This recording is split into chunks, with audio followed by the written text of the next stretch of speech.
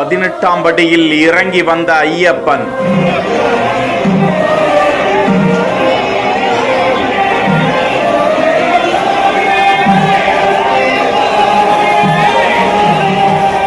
மண்டியிட்டு வணங்கி நின்ற விநாயகர்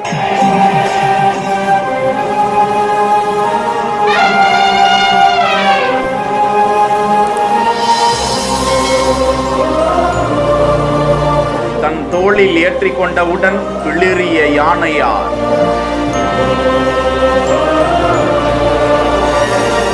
சபரிமலையில் பங்குனி உத்திர மகோத்சவத்தின் நிறைவை முன்னிட்டு பம்பாவில் ஆராட்டு நடைபெற்றது. காலை 9 மணிக்கு சன்னிதானத்தில் இருந்து பம்பாவுக்கு ஆராட்டு ஊர்வலம் புறப்பட்டது. யானையின் தோள் மீது ஏற்றப்பட்ட ஐயப்பன் காலை 11 மணிக்கு பம்பா கணபதி கோவிலை வந்தடைந்தார். பின்னர் யானையில் இருந்து இறக்கப்பட்டு ஐயப்பன் ஆராட்டு கடவுக்கு கொண்டு செல்லப்பட்டார். தந்தரி கண்டர் பிரம்மதத்தரின் தலைமையில் ஆராட்டு விழாக்கள் நடந்தன.